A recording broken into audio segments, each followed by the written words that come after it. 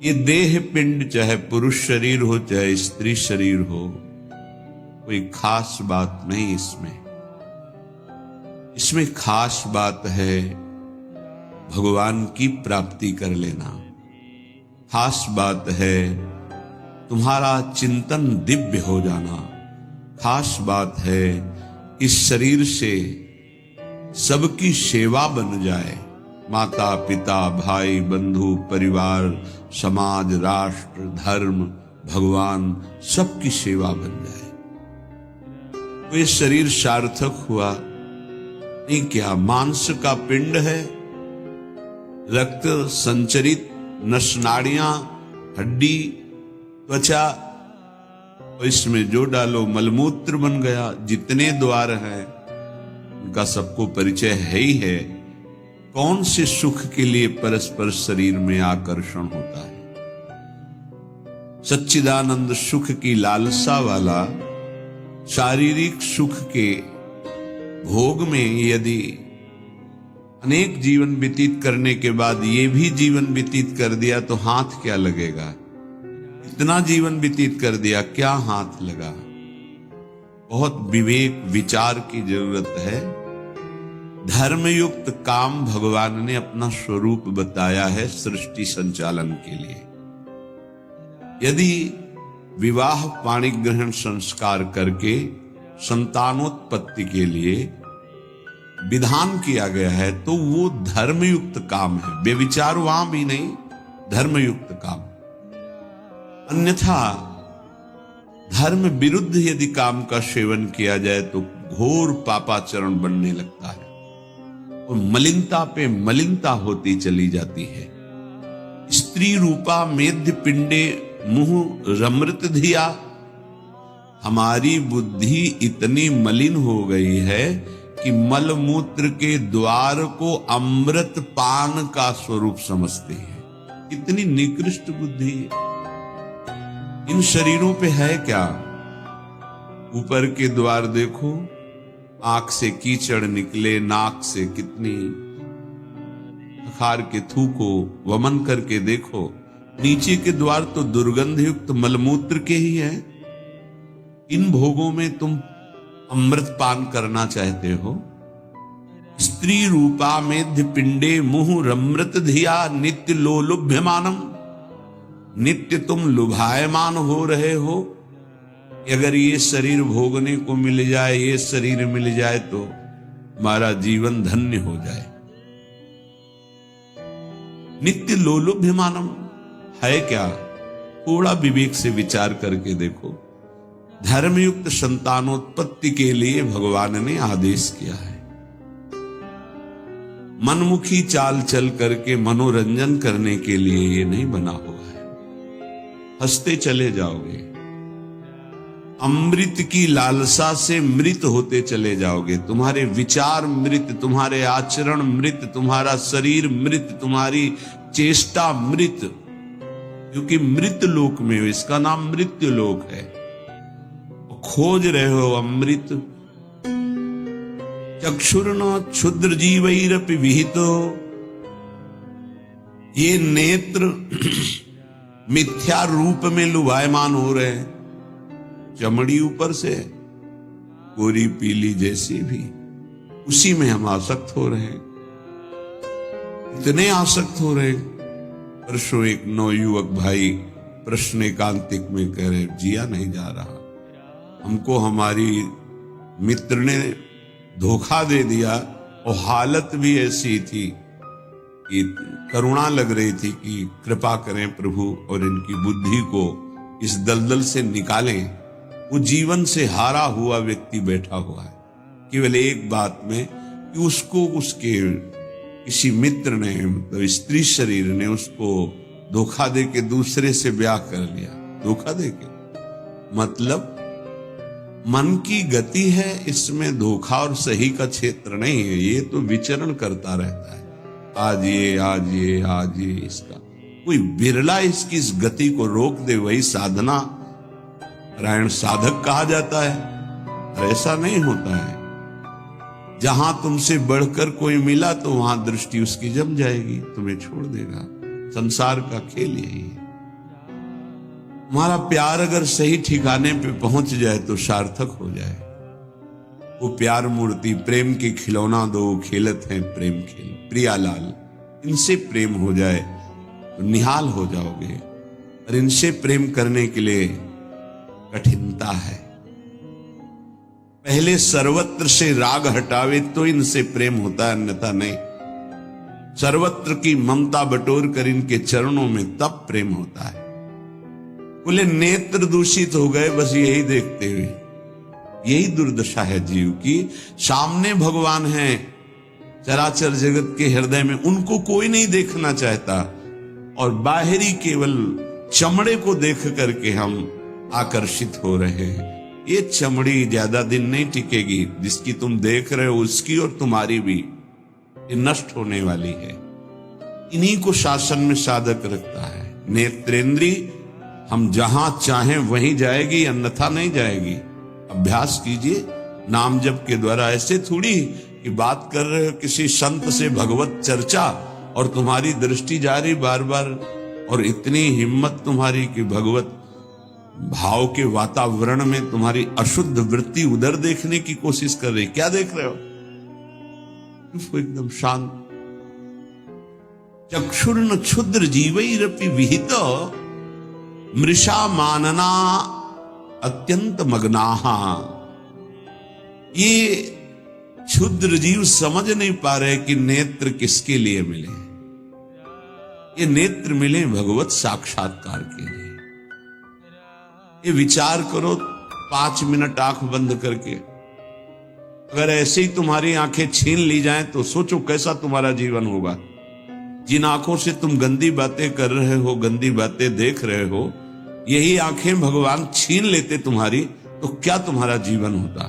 आज तुम्हें भगवान ने आंख दी है, मुझसे धर्म का दर्शन करो, सब में भगवत दर्शन करो, श्री विग्रह के दर्शन करो, संत दर्शन करो, नेत्र पावन करो। नेत्रों को दूषित कर लिया हमारी वाक इंद्री। जब हम इससे चिदानंद नाम जप करते हैं, चिदानंद लीला का गायन करते हैं, तो वाणी भी चिदानंद हो जाती है। श्रवणेन्द्रिय जब इससे हम नाम कीर्तन सुनते हैं, नाम जब सुनते हैं, भगवत लीला सुनते हैं, तो श्रवणेन्द्रिय चिदानंद हो जाती है। ऐसे समस्त इंद्रियां जब केवल आराध्य देव के प्रति समर्पित होकर क्रियान्वित होती हैं, उनमें ये सामर्थ्य आ जाती है कि उपासक की श्रवणेन्द्रिय निकुंज में प्रिया प्रीतम क्या बात कर रहे हैं सुनाई देने लगता है। निकुंज में प्रिया प्रीतम कैसी शोभा से विराजमान है ये दिखाई देने लगता है। आज कौन से सौरभ का लेप किया गया ये घ्राणेन्द्रिय से पता चलने लगता है। प्रिया प्रीतम की दिव्य लीला का इंद्रियां अनुभव करने लगती हैं, जो कि इंद्रिय मन से बिल्कुल अगोचर है। अगर उपासक इन इंद्रियों को थोड़ी भी स्वतंत्रता दे देगा, इनका स्वभाव है प्रकृति स्थान कर्षति। ये प्रकृति के वस्तु व्यक्ति स्थान के आकर्षण में फंस जाएंगे। फिर ये महासुख जिसकी हमारे हृदय में लालसा है, वो प्रकृति से पूर्ण होने वाली नहीं, वो परमात्मा से होने वाली है। जब हमारी इंद्रियां प्रकृति की तरफ जाती हैं तो मलिन हो जाती है, और मिथ्या देह सम्मान को तुमने सुख मान लिया। 4 लोग नमस्कार किए तो तुम अपने को श्रेष्ठ समझ लिए। किंचन मात्र भी कोई श्रेष्ठ नहीं है। ये पंचभूत शरीर सबके उसी सामग्री से बने हुए हैं। अंदर जो जीव अंश है भगवान का बिल्कुल बराबर है। अब जो सम्मान और अपमान होता है गुण और अवगुण का होता है, और गुण और अवगुण दोनों मायाकृत है। सुनो तात मायाकृत गुण और दोष अनेक, ये दोनों मायाकृत है। तो तुम किसका सम्मान? माया का। किसका अपमान? माया का। तुम तो मान और अपमान दोनों से परे हो। अगर कोई तुम्हें प्रणाम कर रहा है तो तुमको उसकी श्रद्धा को प्रणाम करना है। तुम खास थोड़ी हो गए कि वो तुम्हें साष्टांग प्रणाम कर रहा है तो तुम महान हो गए। महान वो है जो साष्टांग प्रणाम कर रहा है, उसकी श्रद्धा प्रबल है। नहीं, क्यों कोई अंतर नहीं। जो इस देह में पंचभूत वही उस देह में पंचभूत, जो इसमें परमात्मा का अंश वो उसमें परमात्मा का अंश, उसकी श्रद्धा बड़ी है इसलिए वो आपकी तरफ प्रणाम कर रहा है। बोले बहुत बुरा हो गया। मिथ्या मृषा मानना अत्यंत मगनाह, मैं झूठ मूठ अपने को बड़ा मानकर सम्मान प्राप्त करने की लालसा, सम्मान स्वीकार कर लिया तो हृदय अपवित्र हो गया। बड़ा मन है, फंसाता रहता है, वो मकड़ी की जाल की तरह, फंसने वाला नहीं जानता है।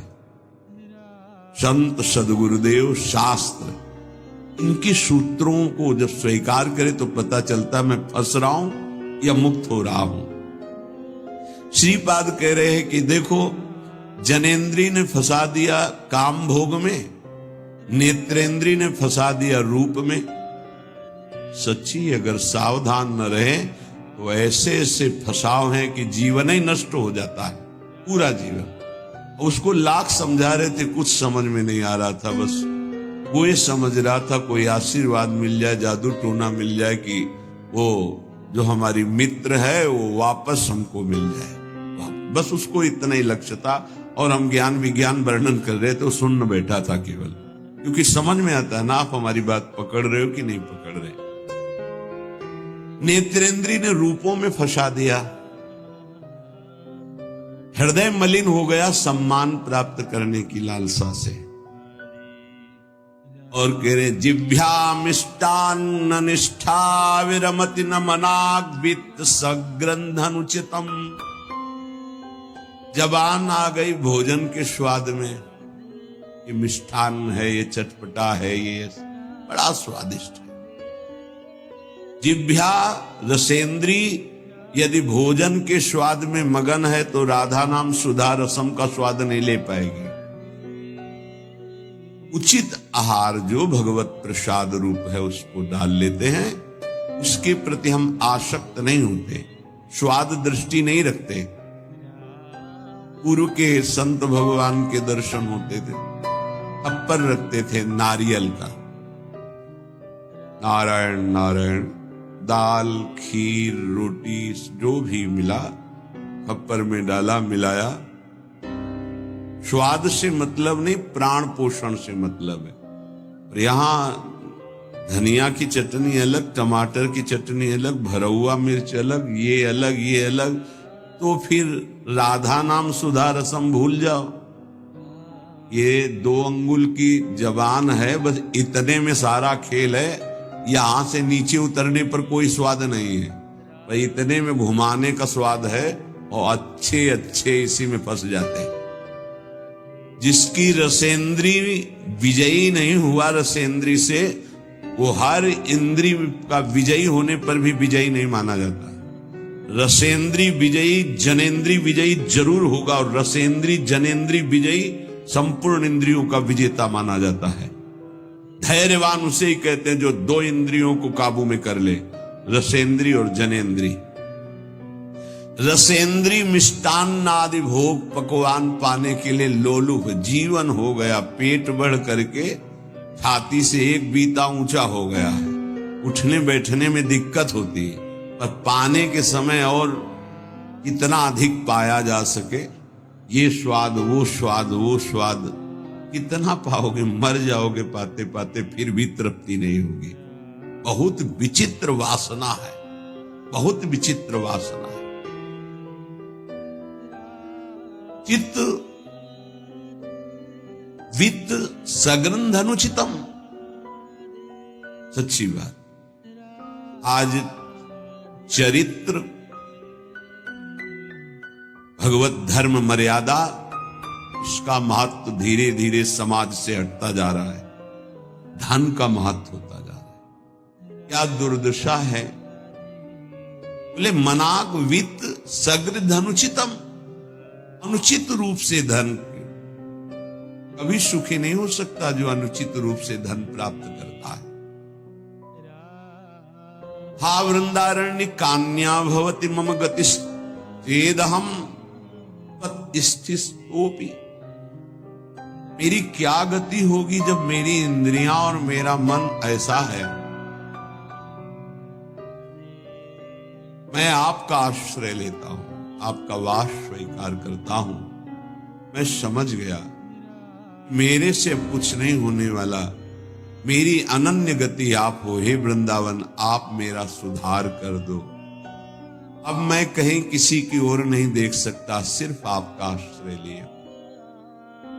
भाव ये है हम सब तरह से हीन हैं, हर इंद्रिया हम पर विजय प्राप्त किए हुए हैं। उल्टा इंद्रियों पर हमें विजय प्राप्त करना चाहिए, इंद्रिया हम पर विजयी हो गई हैं। अब हम कैसे मुक्त हो? बोले धाम का आश्रय ले लो। बड़ा महत्व है। धाम कृपा करके आपको सत्संग प्रदान करेगा। यदि आप सत्संग के अनुसार सुलझ के चल पावे तो क्या होता है, जन्म जन्मांतर से मलिन बुद्धि होती है, बहुत भागती है बुद्धि। जैसे जंगली नील गाय देखा हो, गर्दन उठाई भागती चली जा रही, ऐसे ये भागती बुद्धि।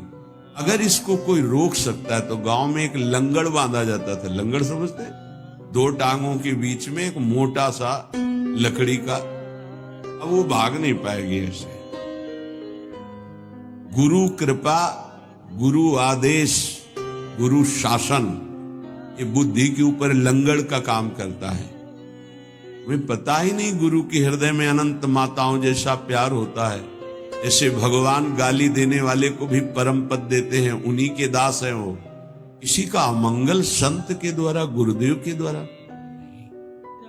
आपका विचार, आपकी सोच आपको अमंगल के रास्ते पे खड़ा करके और ऐसा धक्का देगी, शायद है फिर बचा पाने की स्थिति न रह जाए।